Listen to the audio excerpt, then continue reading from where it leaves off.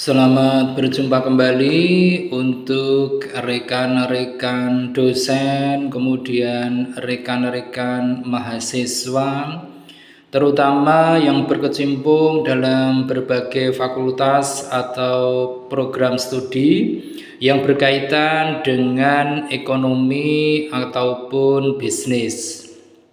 Dan juga tidak ketinggalan para rekan dari kalangan guru ataupun siswa yang juga mempelajari berbagai ilmu tentang ekonomi ataupun bisnis. Dan tidak ketinggalan pula rekan-rekan yang memang terjun secara langsung maupun tidak langsung dalam dunia usaha maupun dunia industri. Dalam kesempatan kali ini kita akan membahas masalah-masalah yang berkaitan dengan dunia ekonomi, terutama yang fokus kepada dunia pemasaran. Dalam beberapa menit ke depan kita akan membahas terutama tentang analisis pelanggan.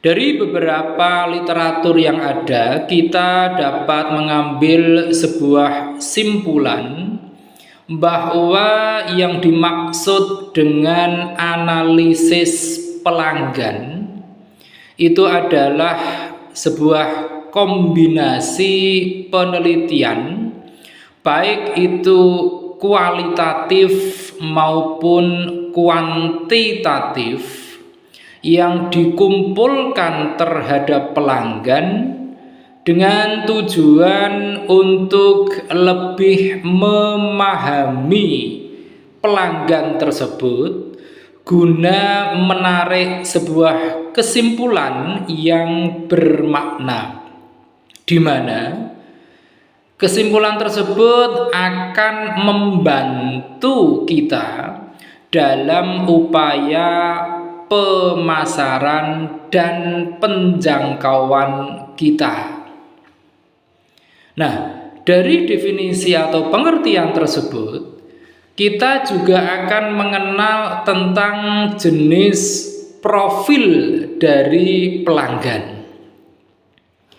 Dalam dunia pemasaran ada kurang lebihnya dua jenis profil dari pelanggan, di mana yang pertama itu adalah profil tentang perilaku pelanggan, di mana dalam profil perilaku pelanggan ini kita akan memahami kriteria pembelian mereka. Sebagai contoh tentang berapa harga suatu produk yang kita tawarkan kepada konsumen yang mereka memiliki kemampuan untuk membelinya atau membayar atas harga yang telah kita tetapkan sebelumnya. Dan di dalam profil perilaku pelanggan ini pula kita akan mendapatkan sebuah informasi tentang pola pembelian pelanggan. Sebagai contoh tentang apa yang mereka beli. Kemudian juga tentang berapa kali mereka melakukan sebuah pembelian dalam satu periode tertentu. Dan jenis profil pelanggan yang kedua, setelah yang pertama tadi adalah profil tentang perilaku pelanggan, yang kedua adalah profil demografi dari pelanggan, di mana dalam hal demografi pelanggan ini kita dapat mengidentifikasikan tentang misalnya usia dari pelanggan. kemudian lokasi di mana pelanggan berada, juga berapa tingkat pendapatan dari pelanggan kita, kemudian juga ada pada tingkatan mana jenjang pendidikan dari pelanggan kita, dan juga bisa tentang jenis kelamin dari pelanggan kita. Setelah kita memahami jenis-jenis profil dari pelanggan, kita akan melihat lebih jauh tentang manfaat dari dilakukannya sebuah analisis pelanggan. Ada beberapa manfaat yang bisa kita dapatkan jika kita melakukan sebuah kegiatan atau aktivitas dengan menganalisis pelanggan kita. Manfaat yang pertama adalah untuk meningkatkan retensi dari pelanggan kita. Dalam hal ini, kita akan mengidentifikasi tentang apa yang dibutuhkan oleh pelanggan kita. Kemudian juga pesan-pesan apa yang ingin kita sampaikan kepada pelanggan kita, sehingga berbagai inovasi yang akan dan telah kita lakukan akan dapat diinformasikan secara langsung maupun tidak langsung kepada pelanggan kita. Manfaat kedua dari analisis pelanggan adalah untuk meningkatkan produk yang tentunya lebih cerdas, di mana dalam hal ini kita akan mengidentifikasi tentang fitur-fitur apa yang paling berguna di mata pelanggan atas produk-produk yang kita tawarkan kepada mereka. Juga dalam hal ini adalah bagian-bagian apa saja yang perlu untuk mendapatkan penyempurnaan dari kita sebagai penjual atau sebagai produsen, agar produk-produk kita akan memunculkan rasa kepuasan di tangan konsumen atau pelanggan kita.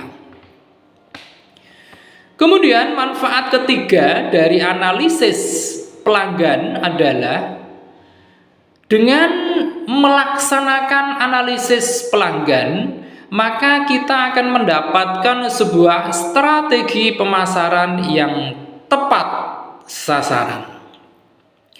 Dalam hal ini, kita dapat saja menggunakan analisis untuk mentargetkan dengan cara tertentu. Pelanggan akan menunjukkan perilaku tertentu pula. Dan manfaat yang keempat dari analisis pelanggan adalah untuk peningkatan penjualan.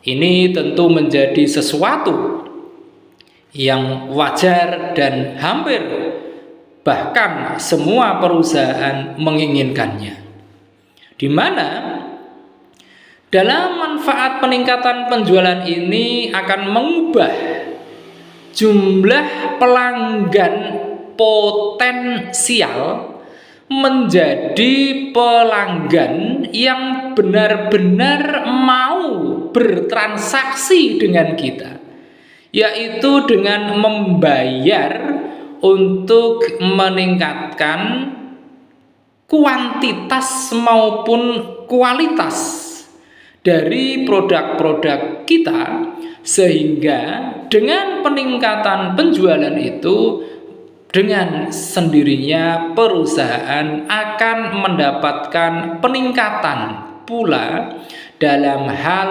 pendapatan. Itu tadi beberapa manfaat dari dilakukannya analisis pelanggan. Lantas, kira-kira langkah-langkah apa jika kita akan melakukan sebuah analisis pelanggan? Tentu ada beberapa langkah atau tahapan yang bisa kita manfaatkan dalam melakukan sebuah analisis pelanggan. Yang pertama adalah kita harus menganalisis pelanggan kita saat ini pula. Dalam hal ini kita menjadi lebih tahu tentang bagaimana produk-produk kita itu digunakan oleh pelanggan kita. Dalam hal ini kita juga akan mengerti tentang tipe dari pelanggan kita yang kemungkinan besar akan membeli produk-produk kita secara berkelanjutan. Langkah yang kedua adalah kita melakukan sebuah analisis profitabilitas pelanggan untuk orang-orang di mana pelanggan-pelanggan tersebut terutama diidentifikasikan sebagai pelanggan yang paling berharga bagi kita, di mana dalam hal ini kita dapat melihat tipe dari pelanggan kita yang paling banyak menghasilkan uang bagi perusahaan, atau bahasa lainnya kita akan mengerti orang-orang mana yang melakukan pembelian atas produk-produk kita yang terbanyak atau tersering melakukan aktivitas pembelian. Yang ketiga adalah melakukan sebuah analisis kebutuhan pelanggan untuk menemukan yang namanya stimulus atau pendorong pembelian utama atas produk-produk kita. Dalam hal ini kita harus memahami betul tentang apa yang dibutuhkan oleh pelanggan kita, serta orang-orang yang serupa atau mirip-mirip dengan pelanggan kita, di mana mereka suatu ketika akan juga melakukan berbagai atraksi transaksi pembelian atas produk-produk yang kita tawarkan. Langkah keempat yaitu kita melakukan analisis segmentasi atas pelanggan kita. Dalam hal ini kita akan mengelompokkan pelanggan kita ke dalam jenjang-jenjang segmentasi atas jenjang-jenjang yang telah kita tentukan sebelumnya. Langkah kelima dalam analisis pelanggan adalah kita menggunakan data pelanggan guna menciptakan persona pembeli. Dalam kaitan ini, tim pemasaran kita yang termasuk di dalamnya adalah ada tim penjualan akan dapat melakukan sebuah hubungan atau membentuk komunikasi dengan pelanggan dengan cara yang paling tepat. Langkah keenam yaitu kita akan mendapatkan umpan balik dari pelanggan. Dalam hal ini kita harus mencari berbagai informasi yang sifatnya kekinian tentang perasaan pelanggan terhadap produk-produk kita jika dibandingkan dengan produk-produk sejenis dengan kita yang ditawarkan oleh kompetitor kita. Tahapan ketujuh adalah kita menggambarkan atau mendeskripsikan peta perjalanan pelanggan.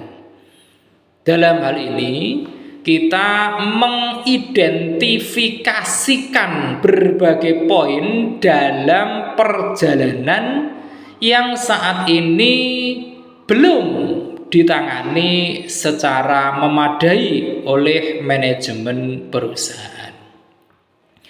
Dan tahapan yang kedelapan adalah kita senantiasa mengulangi kembali berbagai tahapan yang sudah kita paparkan tadi. Gunanya adalah untuk memastikan bahwa analisis pelanggan yang kita lakukan ini merupakan upaya berkelanjutan dan bukan sesuatu yang kita lakukan hanya sekali saja. Mengingat kondisi pasar dengan lingkungannya, baik lingkungan internal maupun eksternal, akan selalu bergerak dinamis. Jadi, yang namanya sebuah analisis harus dilakukan secara berkesinambungan. Itu tadi ada beberapa tahapan dalam melakukan analisis pelanggan. Kita lanjutkan dengan berbagai kategori analisis pelanggan. Dalam hal ini ada beberapa kategori jika kita akan melakukan sebuah analisis pelanggan, di mana analisis itu dapat dikategorikan menjadi yang pertama itu adalah analisis deskriptif, yang mana dengan analisis deskriptif ini akan membantu kita untuk memahami masa lalu sekaligus mengungkap tren untuk ditelaah oleh manajemen kita. Yang kedua adalah analisis pelanggan diagnostik.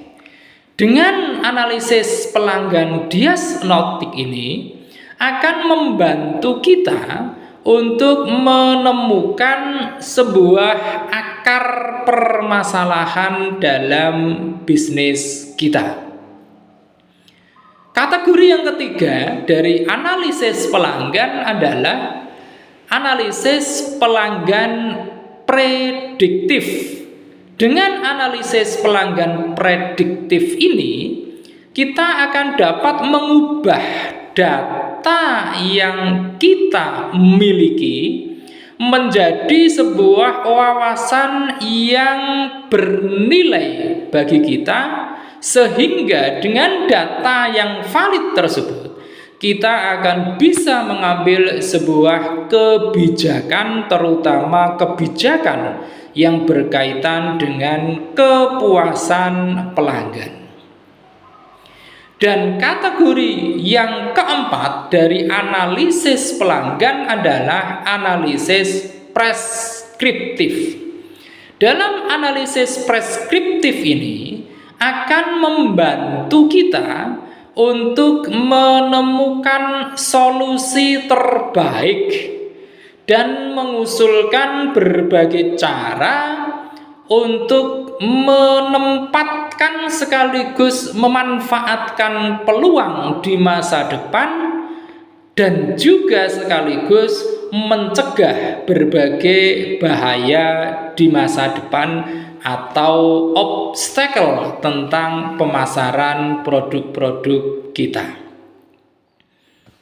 Kalau tadi kita bicara tentang kategori dari analisis pelanggan, maka kita juga akan sedikit menjadi tahu bahwa dalam analisis pelanggan itu terdapat beberapa jenis.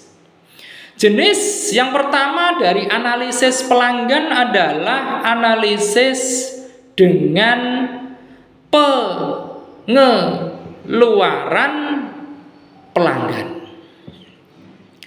di mana kita dengan pengalaman dari pelanggan berdasarkan pengeluarannya akan memudahkan kita untuk menyingkat data mentah yang kita punya menjadi sebuah konsep yang mudah untuk dipahami. Dengan pengalaman pelanggan, dengan pengeluarannya, kita akan memiliki sebuah informasi mana-mana pelanggan yang prospektif dan calon-calon pelanggan yang juga prospektif.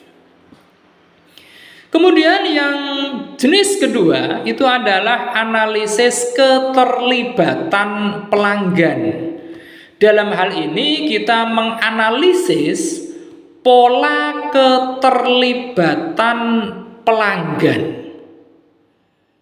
Jenis ketiga yaitu analisis retensi pelanggan dengan cara melihat data untuk mengetahui alasan dan bagaimana pelanggan bertahan dengan produk kita, atau justru pelanggan tersebut meninggalkan produk kita dan beralih ke produk-produk yang ditawarkan oleh kompetitor kita. Jenis keempat adalah analisis seumur hidup pelanggan, di mana kita akan mendapatkan berbagai informasi tentang potensi dari manfaat yang diperoleh oleh pelanggan selama pemakaian atau pemanfaatannya dalam hidup pelanggan. Dan jenis terakhir yaitu analisis suara pelanggan. Dalam hal ini kita mengidentifikasikan sikap pelanggan terhadap barang atau jasa, sekaligus ekspektasi mereka terhadap barang atau jasa yang kita tawarkan kepada mereka. Demikian pembahasan singkat kita tentang analisis pelanggan. Semoga dengan pembahasan ini akan memberikan manfaat yang sebesar-besarnya sekaligus keberkahan bagi kita semua. Kita akan membahas dengan tema-tema yang tidak kalah menariknya di kesempatan yang lain. Jangan lupa setelah Anda semua menyaksikan tayangan ini, klik di layar Anda untuk like, untuk komen, untuk share, dan tentu saja jangan lupa subscribe. Terima kasih.